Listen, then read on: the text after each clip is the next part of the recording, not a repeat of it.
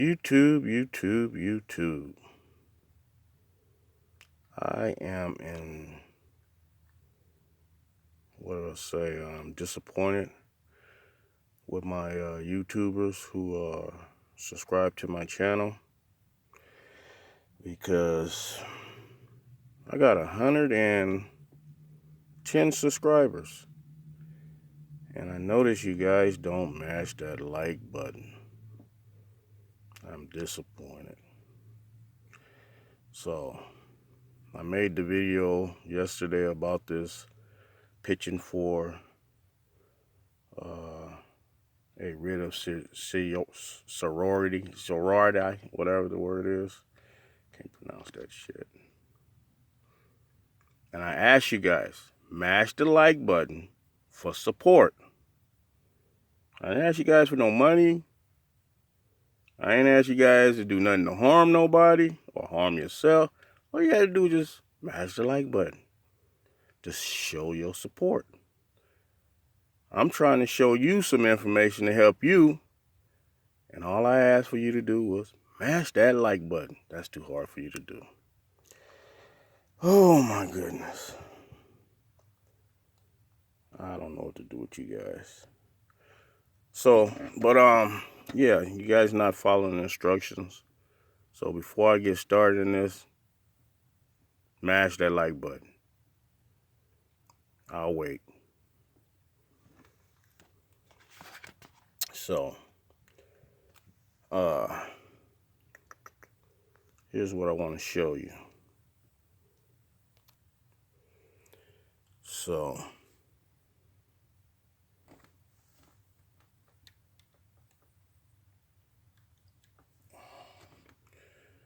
right here, under Government Code 12940, better known as IFTA, F-E-H-A, what that say? Makes it absolutely clear that an employer cannot discharge a person from employment while disabled from a workplace injury in or while a workers' comp case is pending. And then it gives you case law. City of Moore Park versus Superior Court, 1989. So I'm gonna back off here. You guys can screenshot that if you want.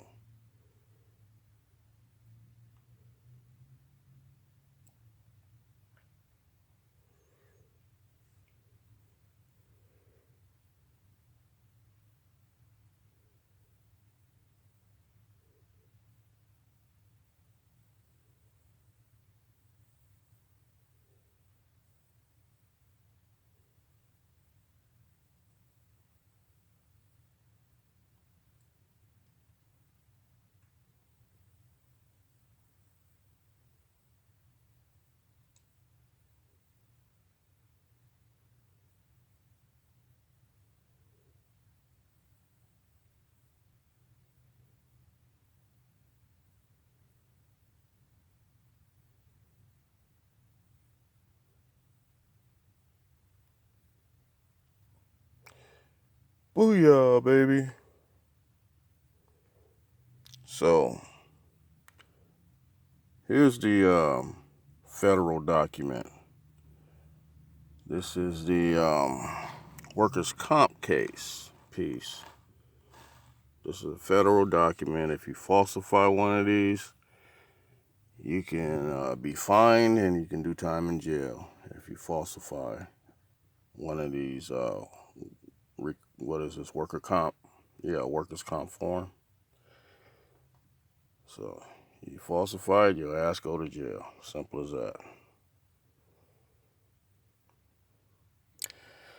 So, the part that said employer cannot discharge you while you're on disability, temporary or otherwise, with a workers' comp case pending. Well, here's the workers' comp form that was filled out by my workers' comp lawyer. Against who? Yours truly, Swift Transportation. So, that being said, there's your proof on that. Hold on while I show you something else. Booyah, baby. So, this is a false document. Was created by Swift Transportation called the Request for Personal Leave of Absence. And what's important about this document is the small handwriting. See right there where it says employee at the top and then say manager. And then you read that small writing. That small writing right there says that complete all information, sign and date the form. So who is supposed to complete all information? Oh, the employee. Sign and date the form, right? That's what it says.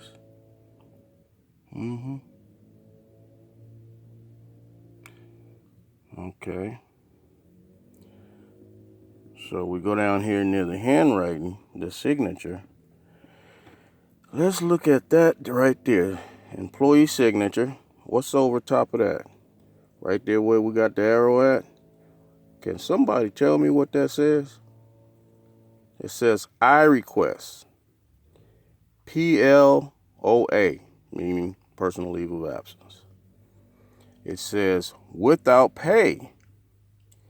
And acknowledge, saying that I acknowledge that I have read. Ooh, what did it say? It said that I have read. This is a contract now. It said understand and will comply with the what? LOA, personal leave. Policy. Failure to report. Make sure y'all see that.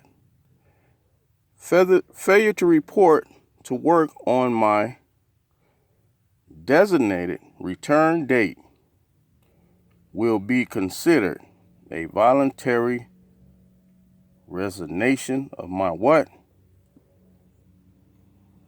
Employment. And then it says employee signature, and then it's got some writing on the employee signature line. What does that say? It says cannot reach driver. I had this document sent to a handwriting expert. She came back and said that's not a signature. She said it says cannot reach driver. And then on the second line, it says manager signature. Well, that signature right there belongs to Brandon O'Bray, who was the terminal manager vice president at the time. Very important. This is what I didn't show you the last video. It said approve. He circled yes. On both of those, he circled yes. Now, mind you, he's a terminal manager vice president. And if he put on there approve, he circled yes, yes, it's going to go through. So he knew by doing that, this document would go through. It'd be approved. He approved it. He the one approved it. And that's his handwriting. Look at it. All that's the same. Look at all them sevens. Look at all the 2 3s. Look at all the 09. And guess what? They didn't think I was going to get my hand on this document. So when they didn't give me a copy of it, they refused to give me a copy. Their lawyer refused to give me a copy.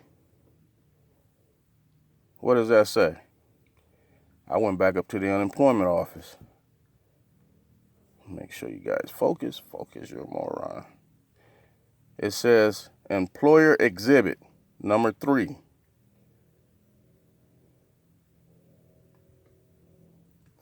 And then got that little 5B written over there. This is their exhibit. This is what they gave the unemployment office. 5B. This is what they submitted.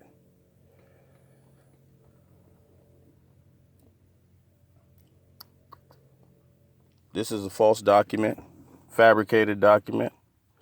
That's not my signature. And let me show you something else. Booyah, baby. So, this was my doctor's request for the 90-day medical leave disability form. And I'm going to show you. Right there, it was a transmission, fax to Swift Terminal Manager, Brandon O'Bray. It says one page went through okay. And then if you look right there, where I got that arrow at, you'll see that that's the fax number. Fax number is 310, and then the last 4 is 3119. And then you look at the business card by Brandon O'Bray, you'll see his fax number matches 3119. So it matches. And it came from who? My doctor, Thomas A. Curtis. Yep. And it was signed. As you can see, it was signed. It was sent to Swift Transportation for what? Emotional stress for 90 days. So then,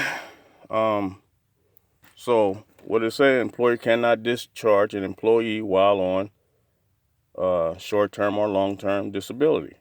Right there it says return to work in disability form. Right there on the page. Now, this was the second medical leave request. They granted the first one. So, show you something. Booyah. So this was the first medical leave right here. This was the first medical leave from the same doctor, Thomas A. Curtis, for same condition, emotional stress. Look at that, 129. There's who was it sent to? Brandon O'Bray, same terminal manager, vice president. And I even got him to write on the first one that it was okay, because they didn't want to allow me to come back to work until I was approved by my doctor, right? See where, because my driving manager, she wouldn't let me work. So I had him write on there that it was okay for me to return to work. Right there, he says okay to return to work, pre-requested from doctor, and he signed it. Right there, and then where it gives the 800 number, extension, and all that, he signed it. Brandon O'Bray.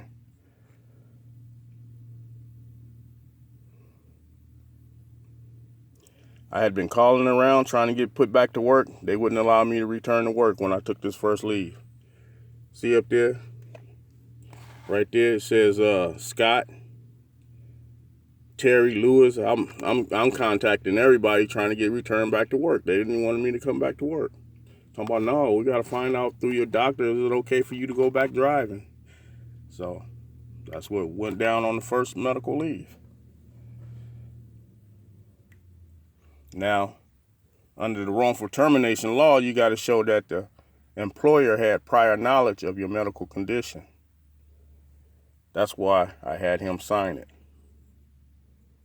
See, this was the first medical leave. And that's why I asked Brandon O'Bray to sign it, to prove that they had personal knowledge of my medical condition. So that was the first medical request. And the doctor wrote on there, may return to work, 1/29/09. That's what he put on there. Watch this. So, second medical leave from Dr. Thomas Curtis shows that it went to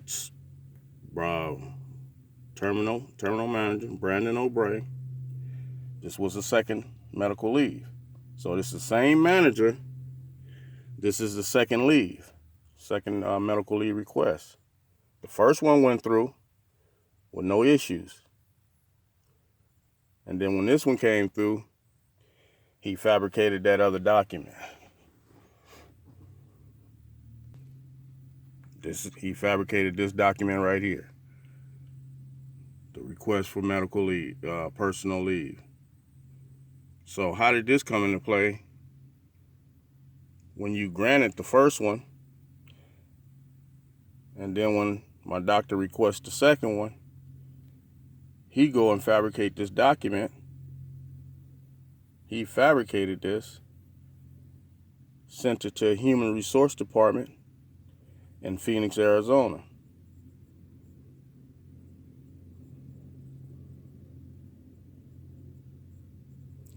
Look at that small writing again. I request PLOA without pay. Said I acknowledge that I have read and understand and will comply. So if you was gambling, your job is your say you forfeiting your job. You putting your job on the table as your chips. Put it that way. If you gambling, you taking your job and you putting it on the table. You say, hey, if I don't come back to work by this day, you can have my job. And so he forfeited my job without my knowledge or consent.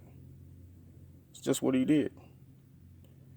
And by him being a terminal manager, he approved it when he circled yes, yes. It was approved once he did that.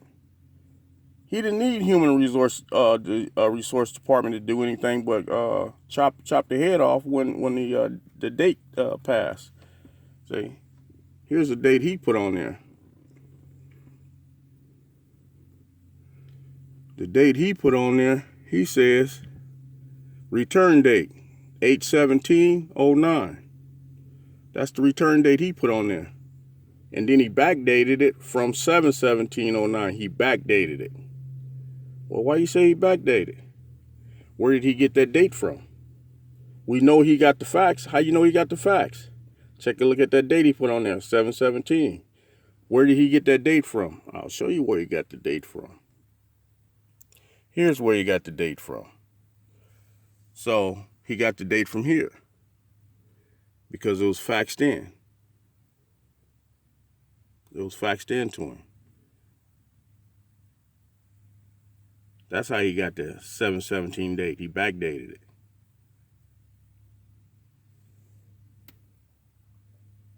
That's where he got the date from. Well, why you say it was backdated? How we know he didn't do it on the same date? I'll show you. I'll show you where it was backdated. Look at the date right there. He executed this on 7/23. That's how you know he backdated it. He approved it on 7/23/09. He approved it on 7/23/09. The fax went through. The fax went through 7/17/09. The fax went through 7/17. That's how we know he backdated it. So when he got the fax, it took him a few days to figure out what he was going to do. That means it was premeditated. He thought about it before he committed the act. That means it was premeditated. He thought about it first. So if you don't know nothing about consciousness of guilt, I suggest you go and look it up. When I decided to file a lawsuit, this is why they stopped presenting this document to the court, because they realized once the judge saw that signature was not mine, they're going to know this was a bogus document. It's fabricated. It's false. You can't present a false document in any of California legal proceeding. You can't do it. It's a crime. It's a crime. You cannot do it. So that's what the corrupt attorney told him. No, you got to destroy that evidence. That thing ain't no good. This is why they didn't give me a copy of it. This is also why they didn't give the court a copy of it.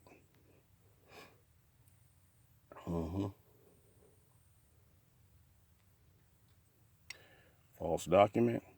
Yours truly, Swift Transportation, with their corrupt law firm, Sheppard Mullin, corrupt attorney, Jason W. Kurgan. So, hold on. While we get real good into it. You say, wow, you got more evidence? What is this? Well, I'm going to show you. This was the unemployment office judge that, see, when you filing lawsuits, you can't go run in the courtroom without going through the proper chain of command. So if you go in the courtroom in the state court and say you want to sue them for wrongful termination, and the judge asks you, well, what did the unemployment judge say? You got to go through them first because they specialize in wrongful termination. So if you got an unemployment judge saying that this was happening, we can go by what his findings was. All right. That's McNeely versus Swift Transportation Corporation. And where was this meeting held at? It was held at in the Inglewood Appeals Court. And they gave a decision. Who gave the decision? It says Benny Hanna-Kim, Administrative Law Judge. There's a date, 2011. Well, okay, what did he say? I'll show you.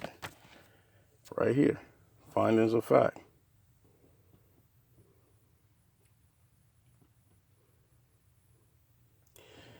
I'll just get to the meaty part.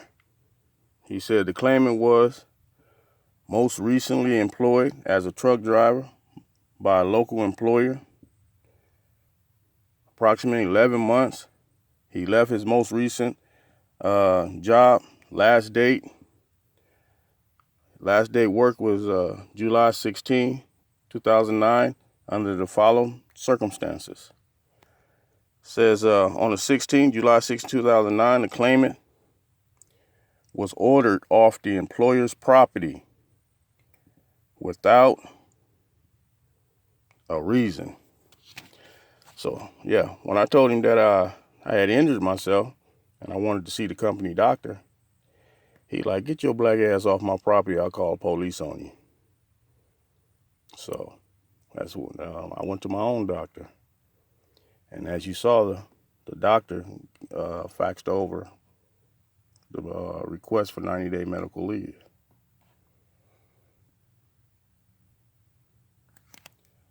Yeah.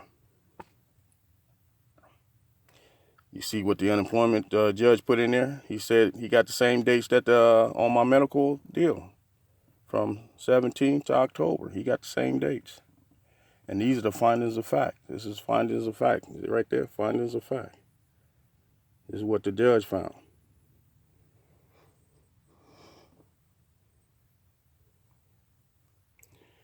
See, right here he says, here, I'm going to point to it so you guys can see right in here. He says the evidence of the record established that the claimant was not able to return to work. It says due to what? Disabilities, right there. Due to disabilities, and was subsequently discharged for not having returned to work. He said due to continuing disability.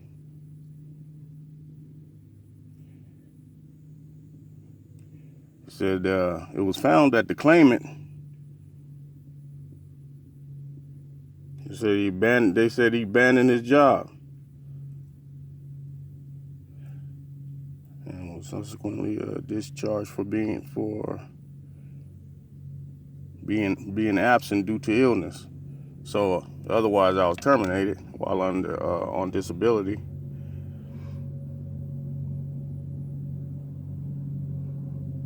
Now get this.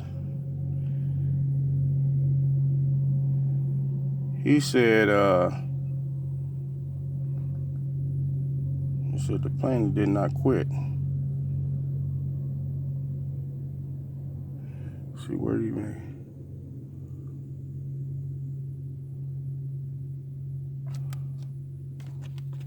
Maybe it's on the other page, no. So, okay, so right here it says absence caused by illness does not constitute misconduct. So apparently the only way you can be terminated and the company don't have to pay your unemployment benefits, it says that if they had a right to terminate you and they terminated you with cause. They said here absence does not constitute misconduct.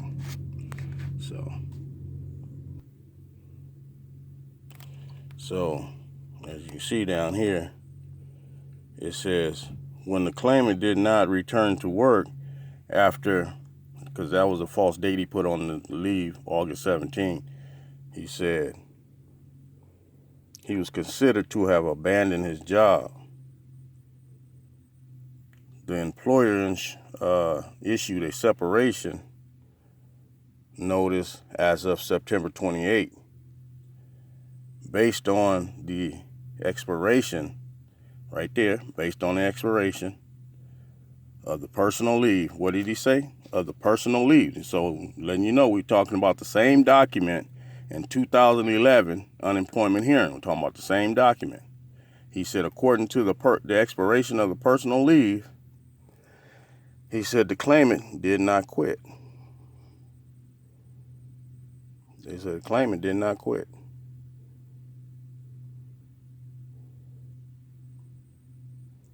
Say, and he speak about the workers' compensation insurance claim. He said it continued into a workers' compensation. So they was disqualified right there. They were disqualified from the unemployment hearing. So this case is going forward. It's definitely moving forward. I want to know something.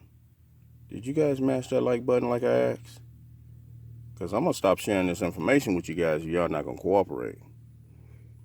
So, the letter that the United States court sent me was a waiver. I want to know if the defendants, Sheppard, Mullin, is going to answer my brief, this sorority, whatever that thing is called. So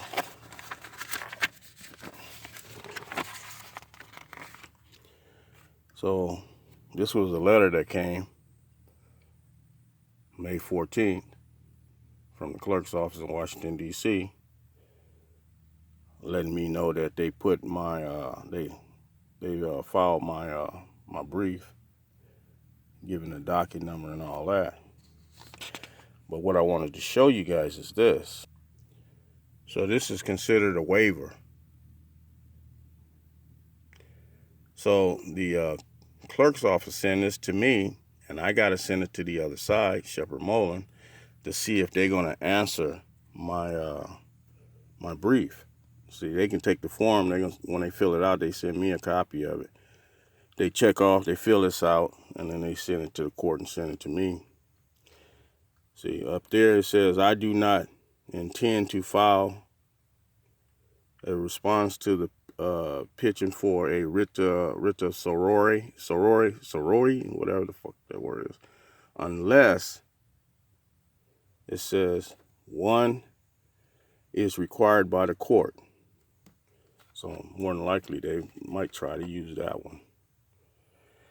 And then they got to give up the information, who's going to represent, do the representation and all that. And so I sent this off to him as of today, in fact. I've already sent this off. So that's the attorney for Sheppard Mullin right there.